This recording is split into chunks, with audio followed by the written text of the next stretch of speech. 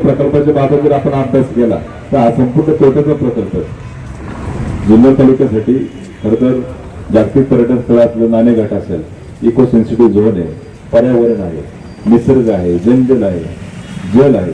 म्हणजे आज आदिवासी भागात उन्हाळ्याच्या वेळेस तर पाणी टंचाई असते, प्रचंड पाणी टंचाई असते आणि त्या भागात अदानी सारखे महाकाय उद्योगपती त्या ठिकाणी जर आपलं पाणी पाळणार असेल आणि त्या पाण्यावर तो विद्युत निर्मिती प्रकल्प करून तो त्याचा बिझनेस करतो, तो त्याचे पैसे कमवणार आणि याच्या पदरी आपल्याला काय पडते तर काहीच नाही. एखादा प्रकल्प जेव्हा एखाद्या तालुक्यात येतो, जिल्ह्यात येतो, त्यावेळेस तिथल्या स्थानिक माणसाला जर त्याचा त्या ठिकाणी फायदा होणार असेल, तालुक्याला फायदा होणार असेल तर आम्ही निश्चितपणे स्वीकारू ना.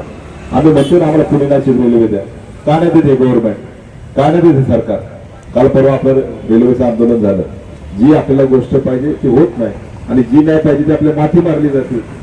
छत्रपती शिवाजी महाराजांची आपली जन्मभूमी आहे. छत्रपती शिवाजी महाराजांना अनेक मावळ्यांनी साथ दिली, त्याच्यामध्ये आदिवासी बांधव पण होते आणि ज्या साहेबरी रांगांनी खरं तर साथ दिली. आज तो अदानी ग्रुप जर त्या साहेबरी रांगांना जर सुरुंग लावायला निघालाय तर एक शिवप्रेमी म्हणून आपल्याला ते मान्य नाही. आज साहेबरीच्या रांगा म्हणजे आपली ओळख आहे. या लढ्यात खरं तर मला असं वाटतं फक्त आदिवासी बांधवाचा लढा आहे असं पण नाही. हा तालुक्याचा लढा आहे, हा शिवप्रेमींचा लढा आहे, हा पर्यावरण प्रेमींचा लढा आहे, हा दुर्गप्रेमींचा लढा आहे. म्हणून याच्यात जुन्नर तालुक्याचा खरं तर हा लढा म्हणून आपण सगळ्यांनी त्या ठिकाणी उतरलं पाहिजे. अनेक तरुण सहकार्यांनी येऊन भेटी दिल्या, पाठिंबा दिलाय. अनेक आमच्या आदिवासी तरुण, मला अभिमान वाटतो की आदिवासी समाजामध्ये आता एक जागृती झाली. तिथला तरुण आता जागृत झालाय. जे सुशिक्षित चांगले तरुण आहेत ते सगळे पुढे येतात. त्यांचं शिष्टमंडळ त्यांनी तयार केले, ही गोष्ट अभिमानाची. परंतु आजही आदिवासी बांधवांमध्ये जरी अडाणी जरी लोक असतील परंतु अडाणी समाजाचा फायदा ते अडाणी लोकांनी घेऊ नये आणि आपल्या तालुक्याचा गैरफायदा घेऊ नये. आज खरं तर मगाशी जसा उल्लेख केला, सगळ्या लोकप्रतिनिधींनी सगळं राजकारण, निवडणूक, पक्ष बाजूला ठेव, तर सगळे आहे तर सरकारमध्येच जिथे सरकारमध्ये सगळे सामील आहे आणि एकट्याकडे टीका करत सुटले. माझं म्हणणं ही टीका करण्यापेक्षा आज आपल्या आदिवासी बांधवांना खरं तर वेळ आली आहे आणि ही जर वेळ आली असली तर आपण, मला असं वाटतं आज नाही उभं राहायचं तर कधी उभं राहायचं, त्यांच्या पाठीमागं राहायची. ही उभं राहण्याची वेळ आली. आज आदिवासी बांधवांना जर वेळ आली असेल तर एक आपल्या तालुक्यातील जे सगळे बांधव आपल्या तालुक्यातले आहेत ते आपल्या तालुक्याचे घटक आहेत. म्हणून खरं तर आपण त्यांच्या मागं भक्कमपणे उभं राहिलं पाहिजे. ह्या मतातून आपण खरं तर लढा देतो. अदानी ग्रुप ज्यावेळेस हे पाणी स्टोरेज प्रकल्प ज्यावेळेस करतोय, मला असं वाटतंय हा जलविद्युत निर्मिती प्रकल्प प्रत्येक बहाणा आहे, परंतु तिथलं खनिज चोरण आहे हे समजून घ्या. मायनिंग मध्ये त्यांना जास्त इंटरेस्ट आहे. गोव्यामध्ये असा प्रकल्प झाला, त्यांना तिथला खडक वेगळा लागला, त्यांनी तो प्रकल्प बंद केला. मग का नाही करायचा प्रकल्प?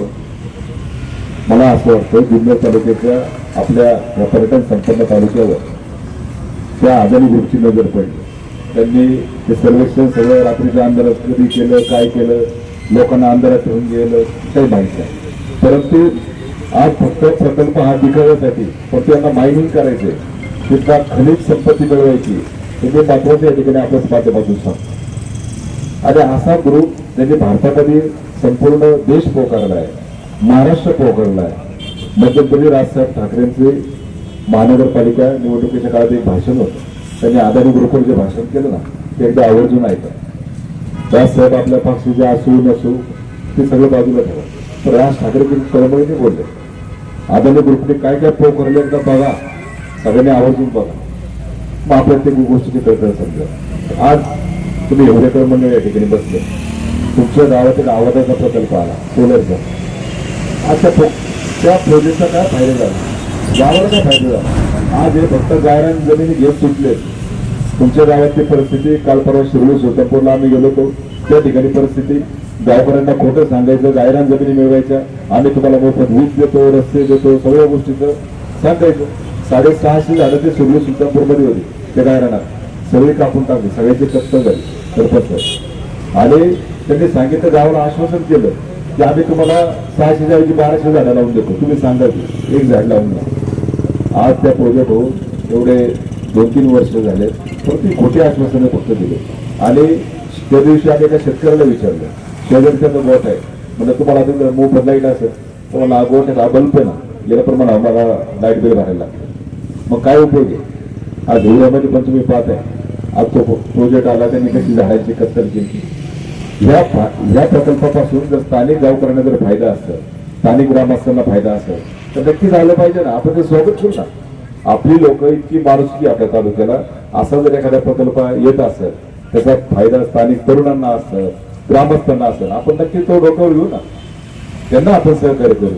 परंतु असे प्रकल्प आमच्या माथे वाढवू नका. मग जसं सांगितलं की जिओ माती प्रकल्प आला आणि त्यांनी पुणे नाशिक रेल्वे तर त्या ठिकाणी कारण पुढे केलं. म्हणजे असे प्रकल्प जर आम्हाला वेगवेगळी कारणं सांगणार असं, आज पुणे नाशिक रेल्वेसाठी आपण भारतोय लढतोय, ते द्यायचं सोडून तर हा नवीन प्रकल्प आमच्या माथे मारतोय. ते पण आदिवासी बांधवांना विश्वासात न घेता आपलं म्हणणं हेच आहे की तुम्ही प्रत्येक गावच्या ग्रामसभा आयोजित करा. जे प्रकल्प बाधित गाव आहे, सरपंच आहे, त्या गावच्या ग्रामसभा आयोजित केल्या पाहिजे. ग्रामसभेला एवढे अधिकार दिले आणि आज सगळे सुप्रीम कोर्टाचे अधिकार असताना तुम्हाला ते तुम्ही ते डावलताय आणि ते डावलून तुम्ही जर जनसुनावणी ही बेकायदेशीर जनसुनावणी आयोजित करताय तर ते आपल्याला मान्य नाही. तुम्ही ग्रामसभा प्रत्येक गावच्या आयोजित करा. प्रत्येक गावकऱ्यांचं म्हणणं लक्षात घ्या का त्यांच्या जमिनी जाणार हो. आपल्याला दुसरं काय, आदिवासी बांधव फक्त आज भात पिकावर अवलंबून आहे. सिजनल पीक आहे, नंतर सगळी गुरं त्या ठिकाणी त्यांची करत असतात आणि अशा परिस्थितीत जर त्यांचे भात पिकाची जर जमिनी जात असेल आणि ते तर कुठली पूर्वकल्पना न देता, तर मला असं वाटतं फार धक्कादायक आहे.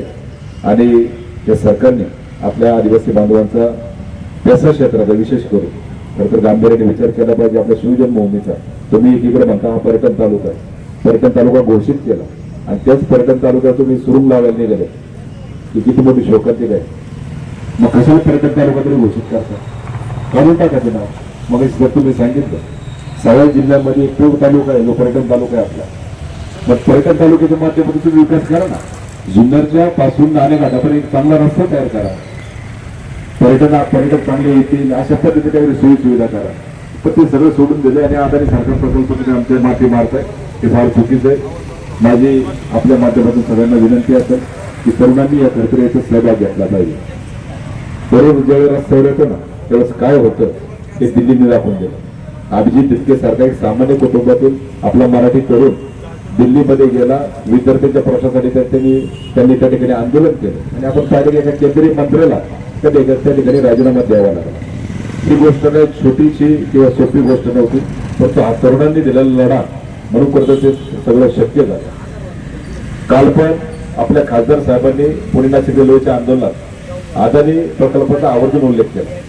त्यांनी सांगितलं की आज ते पंतप्रधानांची भेट घेणार होते आणि याबाबत खरं चर्चा करणार होते. माझ्या निमित्तानं खासदार साहेब असतील, आमदार साहेब असतील, सगळे आजी माझी सगळेच असतील, सगळ्यांनी या लढ्यात उतरलं पाहिजे. या अदानी प्रकल्पाची ऊर्जा आदिवासी बांधवांसाठी खरं तर आल्याला दिला पाहिजे ही कळकळीची विनंती सगळ्यांनी. आता हे सगळे तुम्ही सगळे सहकारी उतरलाय आणि अशाच तरुण सहकार्याने जर या लढ्यात उतरलं तर नक्की आपला लढा यशस्वी झाल्याशिवाय राहणार नाही. अदानी ग्रुप जरी किती मोठा असला, शेवटी तो मोठाच आहे अदानी ग्रुप, आपण एकदम त्याच्या समोर किडा मुंग्यासारखे. परंतु शेवटी अभिजित तितकेने आपल्याला जे दाखवून दिलं, जे प्रेरणा आपल्याला मिळाली, एक जरी सामान्य पोरं जरी लढली तरी ते लढाई देऊ शकतात. आपल्या शेवटी छत्रपती शिवाजी महाराजांचा हे जन्मभूमी आहे. आपण पाहिलं की शिवाजी महाराजांनी कसे मिळाले, गनिमी गाव काय असं आपल्याला समजतं आणि त्यातल्या आदिवासी बांधव आपलं फार चिवट आहे, ते पण त्या ठिकाणी संघर्ष करणारी मंडळी. म्हणून जास्तीत जास्त आदिवासी बांधवांनी या लढ्यात उतरलं पाहिजे, सगळ्या तरुणांनी या लढ्यात उतरलं पाहिजे. माझी जुन्नर तालुक्यातील सगळ्या तरुणांना ही विनंती असेल की भविष्यातील धोका ओळखा. ज्यावेळेस एखाद्या घरात आजगर घुसतो ना, तर ठीक आहे आपल्याकडे आजगर नाहीये, पण ज्यावेळेस घरात आजगर घुसतो, आपल्या गोठ्यात आजगर घुसतो, तो संपूर्ण त्याला विळखा मारल्याशिवाय राहत नाही. आता अदानी नावाचा आजगर आपल्याकडे घुसलाय, हे तुम्ही ओळखा. भविष्यातील धोका खरं तर आपण ओळखला पाहिजे आणि वेळीच हे अशा महाकाय आजगराला जर रोखलं पाहिजे, सगळ्यांनी एकत्र आलं पाहिजे. ही एकत्र वज्रमूळ ज्यावेळेस या ठिकाणी बनेल नक्कीच आपण हा लढा यशस्वी करू. हे पुण्यात एकदा या ठिकाणी राघोजी भांगरे ज्यांना मी अभिवादन करतो, बिरसा मुंडा यांना अभिवादन करतो, राया ठाकरे, नाग्या ठाकरे जे महापुरुष आहेत त्यांनी खरं हा लढा दिला, आदिवासी समाजासाठी जो संघर्ष केला, छत्रपती शिवाजी महाराज यांना अभिवादन करतो आणि पुण्याच्या एकदा कळकळीची विनंती करतो. हा लढा आपला प्रत्येकाचा आहे, हा लढा आपला प्रत्येकाचा आपल्या तालुक्याचा आहे. अदानी हटवा आणि शिवजन्मभूमी वाचवा, अदानी हटवा आणि सह्याद्री वाचवा. आपला अभिमानावर आला, आपल्या स्वाभिमानावर आला, आपण तो स्वाभिमान जपला पाहिजे एवढंच मला वाटतं. धन्यवाद. सगळेजण आपण उपस्थित झाला. पुण्याच्या एकदा आपल्या सगळ्यांचं हम तुम्हारे साथ हैं